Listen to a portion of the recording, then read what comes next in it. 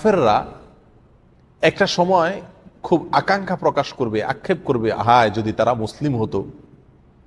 কখন এই আক্ষেপটা করবে কাফেররা? দুনিয়াতে তো আক্ষেপ করলে তো মুসলমানই হয়ে যেত, তাহলে আক্ষেপটা কখন করবে? জাহান্নামে নিক্ষেপ করার পর আক্ষেপ করে জাহান্নামীরা এই কথা বলবেন। আসসালামু আলাইকুম রহমতুল্লাহি ওয়া বারাকাতুহু। সুপ্রিয় দর্শক মণ্ডলী, আজকের ভিডিওটিতে আমরা জানবো যে যারা জাহান্নামে যাবে তারা কি সারা জীবন বা অনন্তকাল, চিরকাল তারা কি জাহান্নামে থাকবে? খুবই গুরুত্বপূর্ণ একটি প্রশ্ন। তো প্রশ্নের উত্তরটি জানবো আমরা শেখ আহমদুল্লাহ কাছ থেকে। আপনারা সম্পূর্ণ ভিডিওটি দেখবেন। তো চলুন আমরা ভিডিওটি দেখে আসি। আল্লাহ সুবহানাহু ওয়া তাআলা ইরশাদ করেছেন, রুবামা ইয়াওয়াদ্দুল্লাযীনা কাফারু লাউ কানু মুসলিমিন।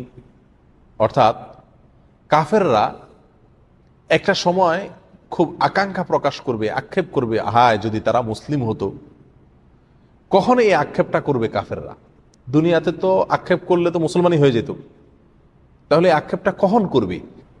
রাইসুল মুফাসসিরিন আব্দুল্লাহ ইবনে আব্বাস রাদিয়াল্লাহু তাআলা আনহু তিনি সহ আরো বেশ অনেক মুফাসসিরদের মতে এখানে উদ্দেশ্য হলো জাহান্নামে নিক্ষেপ করার পর আক্ষেপ করে জাহান্নামীরা এই কথা বলবেন।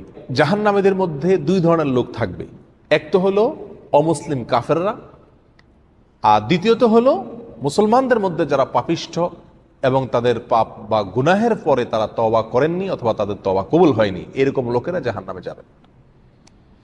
তাহলে এই দুই শ্রেণীর লোকেরা যখন জাহান্নামে থাকবে তখন এই উভয় শ্রেণী জাহান্নামীদের মধ্যে কনভারসেশন হবে, কথোপকথন হবে। অমুসলিম জাহান্নামী মুসলিম জাহান্নামীকে বলবে যে তোমরা তো তাওহীদবাদী ছিলা, মুসলমান ছিলা, তো তোমরাও জাহান্নামে। আমরা তো আল্লাহকে বিশ্বাস করি নাই, আমরাও জাহান্নামে, তো লাভ হইল কি? তোমরা মুসলমান যে হইলা, তাওহীদ লালন করলা, ফায়দা কি হলো, লাভ কি হলো? তোমরাও জাহান্নামে, আমরাও জাহান্নামে। তখন কাফেররা এই কথা বলার পরে আল্লাহ সুবহানাহু ওয়া তাআলা রহমত এবং দয়া উদ্রেক হবে মুসলমানদের প্রতি, আর কাফেরের উক্তির কারণে আল্লাহ সুবহানাহু ওয়া তাআলা রাগান্বিত হবেন যে আমার তাওহীদবাদী বান্দা তাওহীদে বিশ্বাস করত কিন্তু তার ভুলের কারণে সে জাহান্নামে আসছে, এই জন্য তাকে আজ ছোট করছে কাফিরে। তখন আল্লাহ সুবহানাহু ওয়া তাআলা ওই মুসলমানকে, যে ব্যক্তি আগুনে পুড়ছে, জাহান্নামে পুড়ছে, শাস্তি ভোগ করছে, শুধুমাত্র কাফেরের এই উক্তির কারণে আল্লাহ তাআলা তাকে মাফ করে দিবেন। বলবেন, যাও, তুমি যেহেতু দুনিয়াতে তাওহীদবাদী ছিলে সেজন্য আজ তোমাকে আমি কি করে দিলাম? ক্ষমা করে দিলাম। ঠিক তখন রুবামা ইয়াওয়াদ্দুল্লাযীনা কাফারু লাউ কানু মুসলিমিন, কাফেররা সেদিন আক্ষেপ করে বলবে, হায় যদি তারা মুসলমান হতো, তাহলে তারাও এখন সাধারণ ক্ষমার আওতায় পড়ে বের হয়ে যেতে পারত।